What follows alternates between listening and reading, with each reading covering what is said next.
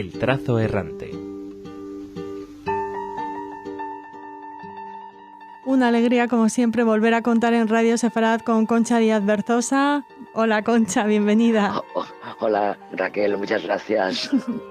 Concha, vamos a hablar en esta ocasión de una exposición 1939, Exilio Republicano Español, organizada por el Ministerio de Justicia en colaboración con Amical de Mauthausen. Ya saben nuestros oyentes más fieles que tú eres vicepresidenta de esta asociación y nos parecías la persona adecuada para valorar cómo se ha desarrollado, ya que está a punto de clausurarse.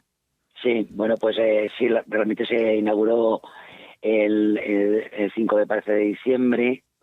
Es una exposición que, bueno, lleva mucho tiempo prepararla porque ya conmemora, bueno, ya sabéis que en el 2019, de alguna forma, hacen 80 años de lo que fue el exilio en 1939 de más de 500.000 de personas. Y entonces se ha tardado mucho tiempo en un poco organizar lo que es esta exposición, ¿no? O sea, es una exposición que solamente mira los aspectos narrativos y culturales de todas las personas que salieron y que al final acabaron en diferentes países, ¿no? Hay una primera parte que podemos decir que es histórica, ¿no?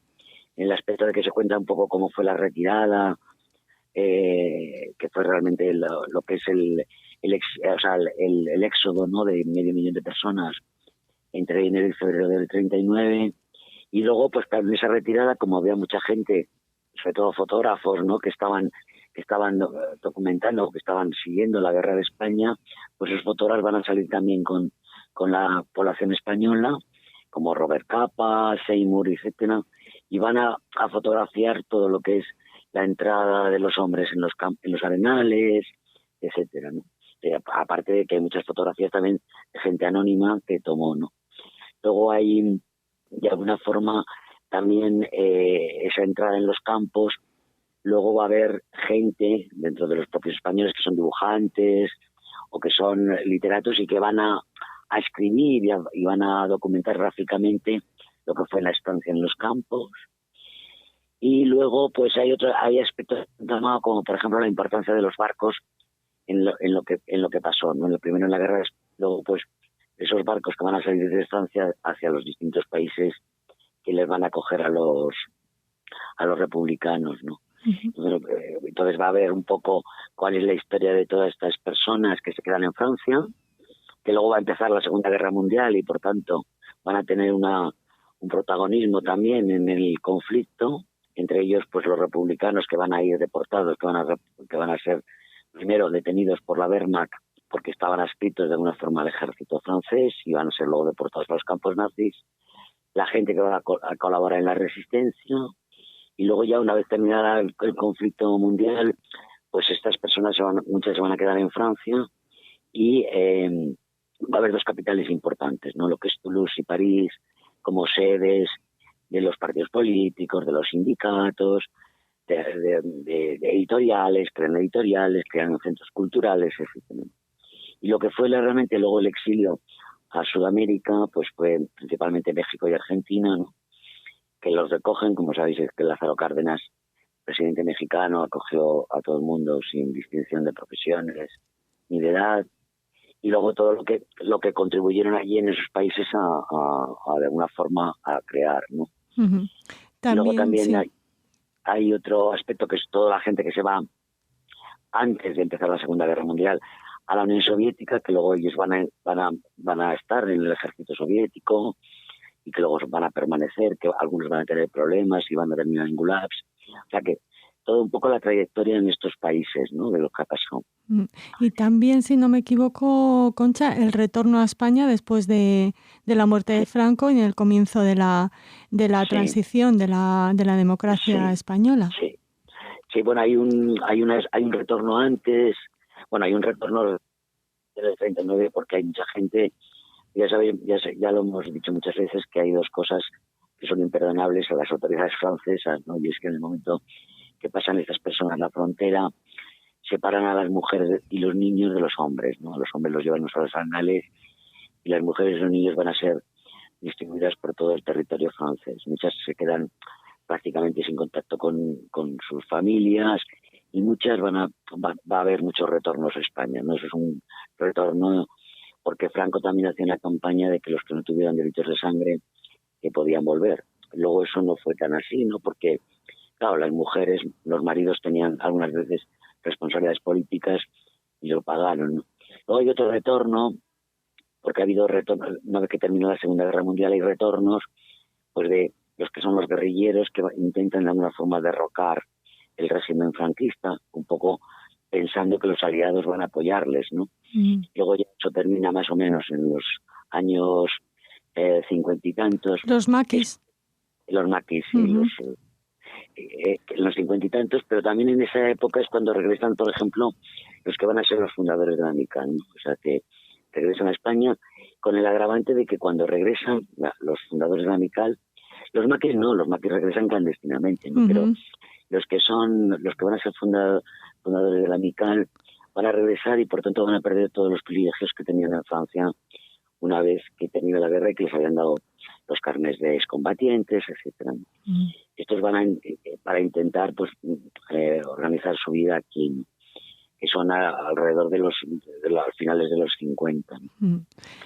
Y luego ya hay el retorno importante, porque muchos no querían volver mientras Franco viviera, cuando ya muere Franco en el 77, y entonces ya pues van a ser las primeras elecciones generales, y bueno, pues efectivamente va a regresar gente que es importante, el Guernica entre ellos, claro, etcétera. O sea que, aunque no es una persona, pero sí que fue un símbolo de alguna forma, ¿no?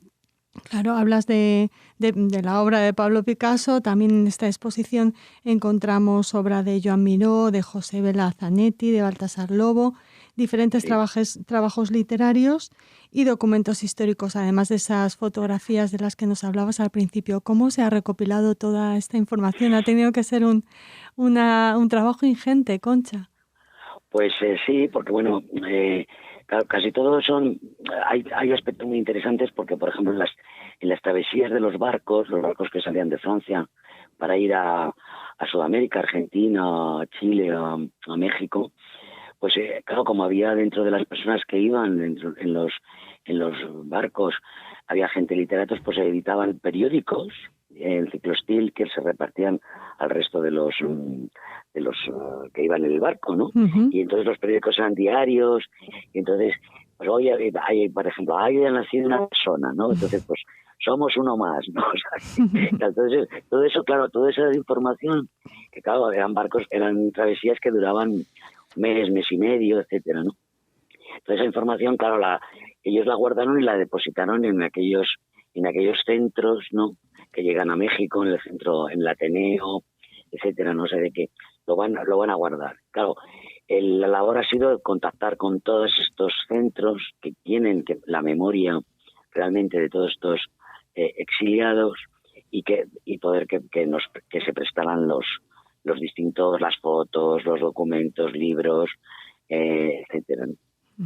Y bueno, pues sí, ha sido una labor que de contactar con todos pues con México, con Argentina, con la Unión Soviética, con actualmente la Rusia, ¿no? Es decir, para que se dejara todo esto, pues los periódicos de estos que son mucha cartelería de todos los mítines que se hicieron en Francia para derrocar a Franco, ¿no? Que esos son los grandes centros que hubo en Francia, que es Toulouse y París, que también lo tienen depositado, y que muchos ya están depositados en el Instituto Cervantes de esas dos ciudades. Entonces, pues ha sido una labor de coordinación, de definición de lo que se quería exponer, y luego pues de contactar con la gente para que prestara todos estos documentos que puedan verse. Concha, ¿cómo definiríais desde la asociación, desde AMICAL, desde todos los que trabajáis por la preservación de la memoria de los republicanos españoles, de los deportados, esta exposición? Era necesaria, ¿no? Pues sí, era necesaria.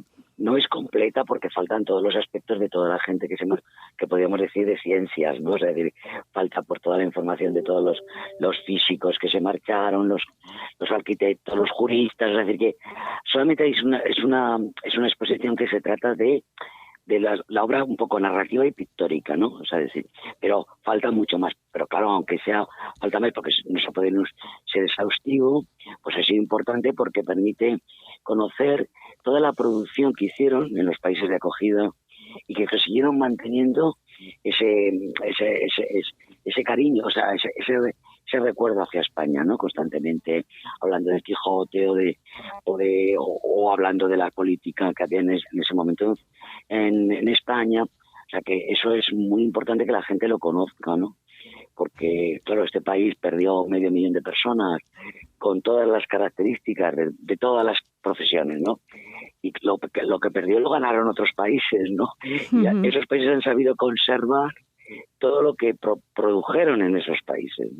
Y eso es muy importante que conozcan, que conozca España, que esos países se desarrollaron gracias a ciudadanos compatriotas nuestros, ¿no? Entonces, yo creo que es muy importante, ¿no?, que se conozca eso. ¿Cuál ha sido la repercusión de la exposición? Sabemos que desde Amical de Mauthausen y Centro Sefarat Israel se han realizado visitas guiadas, pero ¿estáis satisfechos con el número de visitantes y la repercusión en prensa y estas cosas? Sí, hombre, yo creo que sí, ¿no? Ha habido mucha repercusión, se ha hecho mucha divulgación por parte del gobierno y tal, y yo, no me sé los datos, supongo que cuando esta semana ya termina, supongo que darán los datos oficiales, pero yo siempre que he ido ha habido bastante gente, ha habido muchas visitas guiadas porque el propio comisario ha entrenado a diferentes personas para que fueran... Juan Manuel Bonet. Juan Manuel Bonet y Manuel Aznar, que es el comisario de una forma científica, han entrenado para que hubiera visita guiada. Entonces, estaban muy contentos con la repercusión que ha habido, ¿no? O sea que yo supongo que se conocerán las cifras, pero yo creo que sí que ha sido importante. También por parte de escolares e institutos. Sí, ha habido visitas también de institutos, de bastante. Me consta porque una de las veces que yo fui, también con nuestro grupo, pues había casi una clase, ¿no? Cosa que tuvimos que, como es un poco laberíntica la exposición, el espacio, pues tuvimos que coordinarnos un poco para no perturbarnos, ¿no? Sí que, sé que tenían visitas guiadas de bastantes institutos de secundaria para que vieran un poco todo esto, sí. Claro, es que es el espacio La Arquería en Nuevos Ministerios y se presentaban más de 300 piezas entre obra plástica, reproducciones fotográficas y publicaciones a lo largo de 1.300 metros cuadrados. O sea, es una exposición importante, Concha. Sí. Pero lo que pasa es que el espacio es un espacio que es un pasillo como muy estrecho. La arquería, lo conocemos, es una arquería, ¿no? Podríamos decir, ¿no? O sea, que es un espacio que es estrecho como un pasillo, que a lo largo vas recorriendo, a lo largo, y entonces en las paredes pues hay todo lo que es la producción literaria y producción pictórica. Entonces, claro, cuando hay dos grupos, pues tenemos que distanciarnos, ¿no?, en el pasillo para que se puedan hablar un poco independientemente de lo que habla el otro, ¿no? Pero yo creo que sí que, además el espacio, creo que sí que colaboraba un poco a lo que es la exposición, ¿no? Es un espacio magnífico, así tipo cementado y tal, que sí que colaboraba a que la exposición se tuviera su sitio, podríamos decir, ¿no?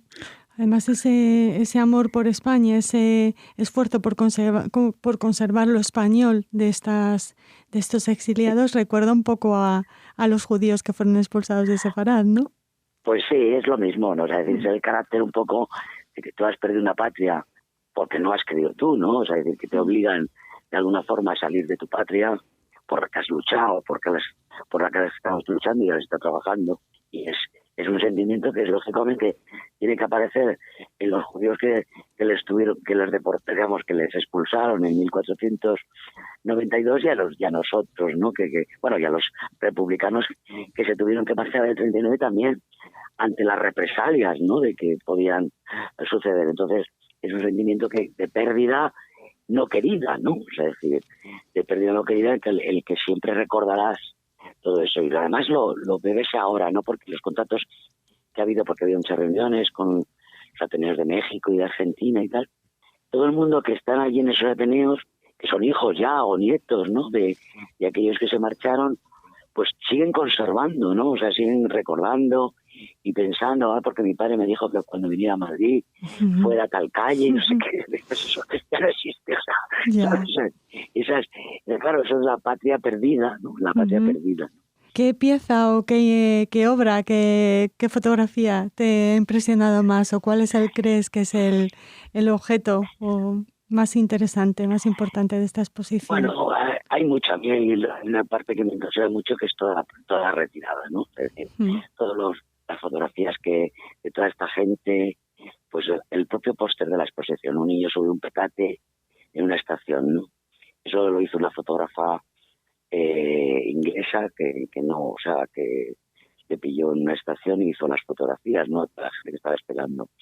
O el propio, yo qué sé, o la propia foto esa de capa en el que está fotografiado a un señor de la Filarmónica de Barcelona, ¿no? con el violín nada más en la mano, ¿no? Luego a mí las fotos de la retirada siempre me han impresionado mucho, ¿no? Por lo que suponía de pérdida, ¿no? Luego hay fotos, pues bueno, pues yo que sé, también te impresiona mucho la mesa donde firmó su dimisión Azaña, ¿no? O sea, decir que luego se ha donado al gobierno español.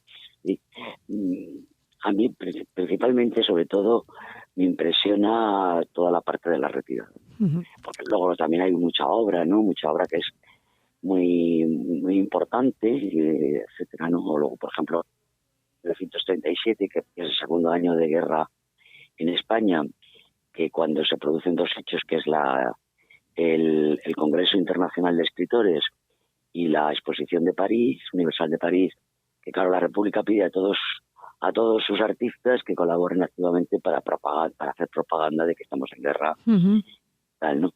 Y hay allí, pues yo que sé, los paneles que hizo Picasso, ¿no? Con respecto al sueño y muerte y mentira de Franco, o sea, todas las obras de Alberto, ¿no? Que fue un escultor que luego se marchó a la URSS, que fue con unos niños siendo profesor de dibujo para acompañarlos. Hay mucha obra que es muy importante, ¿no? Y además muchos pintores que no son conocidos en España porque han estado, pues sus ámbitos han estado fuera de este país, ¿no? O sea, que durante mucho tiempo. Entonces eso es importante, que conozcan a todos estos pintores y todos estos, pues Baltasar Lobo, ¿no? Mismo, ¿no? Que es un magnífico escultor y que se conoce poco su obra. Es decir, que todo esto yo creo que es importante que se conozca a nivel del colectivo español. Sí. De alguna manera los españoles recuperamos a esos intelectuales, esos artistas, esas personas comunes que tuvieron que dejar España, ¿no? Sí.